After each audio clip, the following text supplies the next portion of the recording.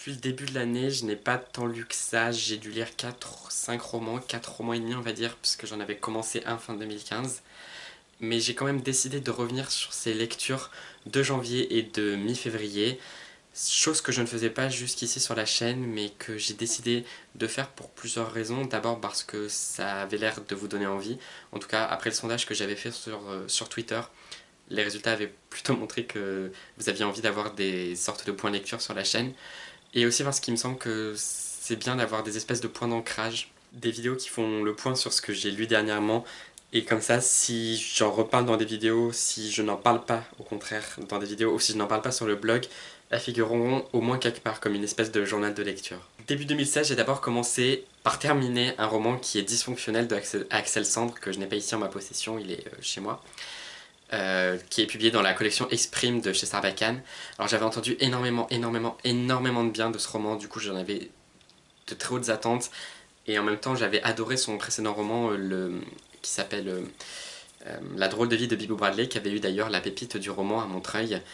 Et du coup voilà, j'ai commencé avec beaucoup d'attentes, et en même temps j'ai aussitôt été pris dedans, j'ai dévoré les 100 premières pages, je les ai trouvées très dynamiques, très bien écrites.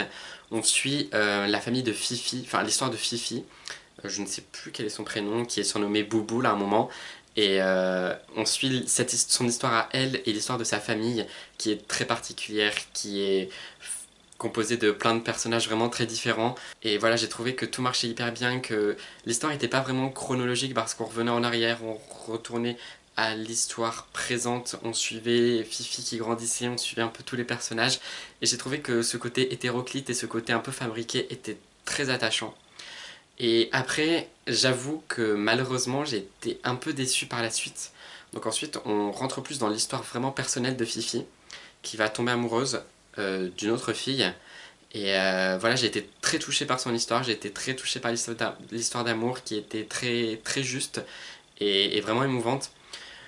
Mais tout de suite, je trouvais que l'histoire retombait un peu plus à plat. Voilà, c'était bien écrit, c'était émouvant, c'était touchant, mais l'histoire rentrait plus dans un schéma chronologique qui m'a moins touché et qui était moins intéressant, je trouve.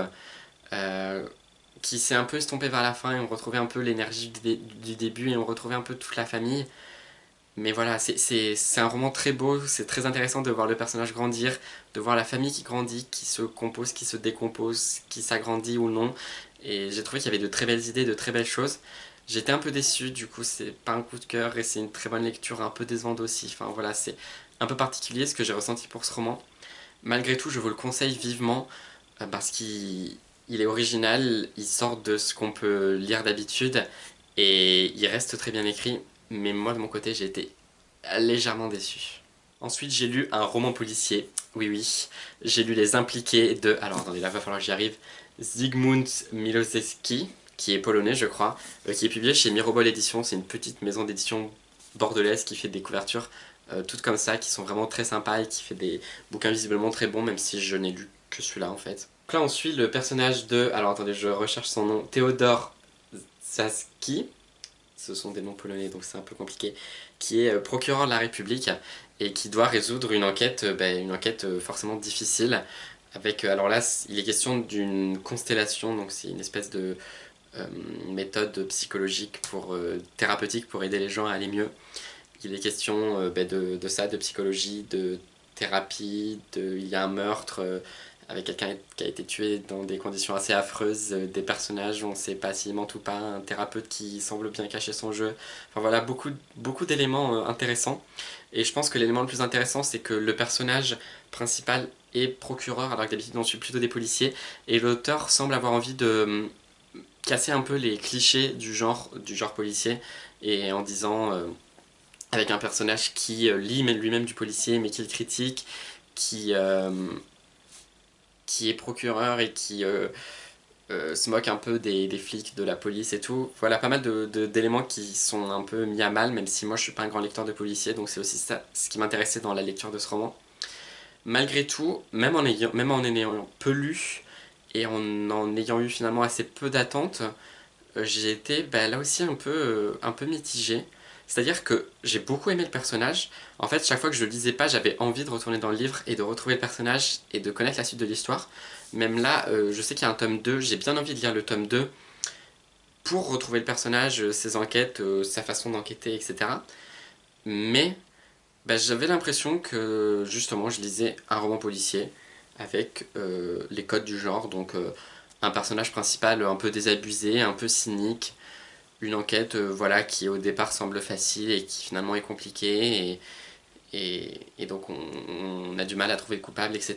L'histoire est riche en détails, l'auteur ne crache pas du tout sur ça, il va bien en profondeur de son personnage, de son histoire, il semble raconter les journées avec beaucoup de minutie, enfin vraiment, il n'y a vraiment rien qui nous échappe et c'est à la fois très intéressant parce que c'est ça, c'est un, un enquêteur doit avoir l'œil et connaître et observer les moindres détails.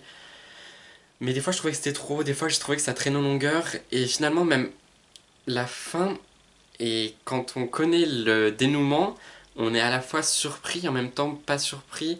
On avait l'impression que on le savait déjà sans le savoir, et en plus bah, j'ai compris et je vois que ça se tient, mais en même temps j'ai l'impression que c'est assez fragile comme dénouement et comme résolution d'enquête. Donc voilà, je sors à la fois content de cette lecture et en même temps un peu déçu. C'est un peu étrange comme impression. Après ça, comme vous le savez très bien, si vous suivez la chaîne ou le blog ou sur les réseaux sociaux ou tout ça, j'ai lu Harry Potter tome 1, enfin j'ai relu Harry Potter tome 1 de J.K. Rowling chez Gallimard Jeunesse à l'occasion de la nuit Harry Potter qui a eu lieu dans la nuit du 4 au 5 février, si je ne me trompe pas. Donc j'ai lu tout le tome 1 dans la nuit et j'ai vraiment adoré. Je vous invite à aller voir la vidéo que j'ai faite à ce sujet si vous voulez avoir un avis détaillé. Mais j'ai beaucoup ri, j'ai adoré les personnages, j'ai adoré le côté un peu ironique, caricatural presque, que donne l'auteur à ses personnages, à son intrigue. J'ai adoré l'univers des sorciers et j'ai vraiment adoré me plonger dans cette histoire, même si je la connais très bien. Et ça m'a donné envie de poursuivre sur toute la saga. Et d'ailleurs, si vous n'avez pas suivi les autres vidéos, je me donne pour challenge en 2016 de lire enfin toute la saga Harry Potter, parce que je n'avais lu que le tome 1 et la moitié du tome 2. J'ai enchaîné dans un genre très différent puisque j'ai lu Le Faire ou Mourir de Claire-Lise Marguier qui est publié dans la collection Dos à Dos du Rouergue. Une lecture très difficile, une lecture choc, une lecture coup de poing sans aucun doute, qui m'a énormément plu dans le sens où ça m'a énormément fait ressentir des émotions, et dans le sens où c'était vraiment très juste et très fort ce que l'auteur a réussi à créer. Donc on suit l'histoire de Damien, surnommé Dame, qui est mal dans sa peau, qui vit dans une famille qui se moque constamment de lui, parce qu'il est très sensible, parce qu'il pleure assez facilement, parce qu'il n'est pas ce garçon fort et viril et sportif que son père aimerait avoir. C'est voilà, c'est vraiment un garçon qui se sent pas bien dans sa peau, qui se fait tabasser et harceler aussi dans son collège, son lycée, je ne sais plus exactement, son collège je crois. Et voilà, donc on est dans une situation très difficile avec un personnage qui ne va pas bien et du coup c'est vraiment très poignant et très éprouvant de suivre son histoire. Et il va se lier d'amitié avec une bande de gothiques avec qui il va se sentir mieux, et notamment auprès d'un garçon qui s'appelle Samuel je crois, qui est surnommé Samy en tout cas. Et c'est à partir de là que tout va un peu changer dans sa vie. D'abord, il faut noter que le style de Claire-Lise Marguier est très, très prenant et très particulier. Le roman est écrit en fait sous une sorte de long monologue sous le point de vue de Damien, donc avec une plume qui nous entraîne dans ce souffle, avec la voix de Damien. Et c'est vraiment, vraiment très entraînant et en même temps très fort et très poignant. C'est vraiment hyper puissant comme roman parce que le texte est très très court, il fait à peine 100 pages, même pas 100 pages. Et pourtant, on suit l'histoire de Damien sous quelques semaines, et c'est une claque. Enfin, arrivé aux 30 dernières pages, quelque chose comme ça, je vous dirai rien sur ce qui se passe, mais on a une espèce de revirement de situation. On est pris dans une histoire totalement folle et en même temps vraie, en même temps plausible, et vraiment, vraiment choquante. Et ensuite, l'auteur arrive avec un dénouement très touchant, et enfin, c'est hyper difficile de vous en parler parce que je suis encore pas mal pris par les émotions du roman que j'ai fini pourtant il y a 1 ou 2 semaines. Et voilà, vous avez été nombreux à dire que vous aviez adoré ce roman. Moi, je l'ai lu sur les conseils de Tricky, donc Kevin de la chaîne Tricky, que je vous invite à découvrir. et waouh, mais il avait raison de le conseiller, vous avez raison de l'adorer. C'est un texte très très puissant et en même temps d'une d'une grande beauté, enfin c'est une sorte de beauté brute dans les mots qui sont très justes, très près des émotions de Damien et qui m'ont semblé collés à la réalité. Je sais pas si l'auteur a vécu ça, si l'auteur a connu quelqu'un qui a vécu ça, mais elle arrive tellement à toucher la vérité sans en faire trop que j'étais très surpris et très ému. Et j'ai donc enchaîné sur à nouveau un changement de genre, puisque j'ai lu le tome 2 de Harry Potter et la Chambre des Secrets, de J.K. Rowling chez Gallimard Jeunesse, comme vous le savez très bien. Alors voilà, je trouve que quand même, le début est un peu lent. Au bout de 100 pages, il s'est pas passé tellement de choses que ça. L'ambiance n'est pas si sombre que dans le film, et voilà, l'histoire a apporté des nouveautés dans l'univers, nouveautés auprès des personnages et des choses très sympathiques, et malgré tout, on est vraiment pris, enfin, entraîné dans cette histoire. C'est hyper addictif et j'ai adoré. Mais voilà, j'ai trouvé que l'auteur mettait du temps à installer son intrigue, alors qu'après, bah, tout s'impliquait plutôt bien, et le suspense était là, et les personnages nous entraînaient dans leur aventure et dans leur enquête. L'intrigue commence à s'assombrir, et il y a des moments c'est quand même assez effrayant. Mais je pense que j'ai quand même préféré le tome 1, j'ai beaucoup aimé ce tome 2 aussi, et j'ai hâte de voir ce que va donner la suite, parce qu'on m'a dit que le tome 3 commençait à marquer un tournant dans la série, et à devenir un peu plus sombre et un peu plus intéressant. Mais il n'empêche que encore une fois, ce tome 2 m'a carrément rendu accro et que j'ai hâte de lire la suite. Et j'ai quand même envie de signaler que j'ai eu envie de me remettre à lire des mangas, chose que je faisais il y a encore quelques années, notamment avec One Piece, Negima, Chocolat et Vanilla aussi, et peut-être autre chose que j'ai oublié. Mais j'ai donc relu les deux premiers tomes de One Piece, puisque j'avais lu la série jusqu'au tome 16 ou quelque chose comme ça. Et donc là, j'ai eu envie de me relancer dedans parce que j'ai des amis qui sont fans et parce que j'ai bien envie de me remettre au manga. C'est un genre que je connais assez peu, qui fascine beaucoup de gens, dont beaucoup de gens sont fans. J'ai des amis qui en parlent beaucoup, beaucoup. Et du coup, voilà, j'ai eu envie de m'y remettre. Donc j'ai lu les deux premiers tomes, je suis en train de relire le troisième. Mais en tout cas, j'ai beaucoup aimé ces deux premiers tomes. J'adore le personnage de Luffy qui est totalement à côté de la plaque. Enfin, il traverse toutes ses aventures, mais dans le plus grand des calmes, il affronte tout comme ça, genre...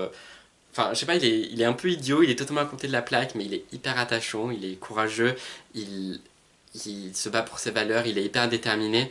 Donc voilà, c'est vraiment un personnage attachant, et le côté loufoque et en même temps complètement dynamique et entraînant de l'intrigue m'a beaucoup plu. Donc je pense que je vais continuer au moins là, parce que là on m'a prêté les 10 premiers tomes. Donc je vais au moins continuer sur ces 10 premiers tomes et je pense que j'aurai envie de continuer ensuite. Mais c'est cool de replonger dans le manga avec cette série culte et vraiment réussie. C'est à peu près là que je me suis arrêté dans mes lectures. J'ai aussi lu quelques albums et je vais lire quelques BD, mais je pense que je vous en parlerai dans une autre vidéo très très prochainement.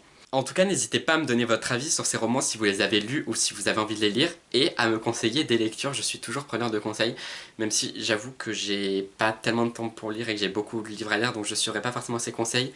Mais pour tout ce qui est policier, manga notamment, je suis vraiment preneur de conseils. J'espère que vous avez aussi eu de belles lectures et je vous souhaite une très belle semaine. Salut!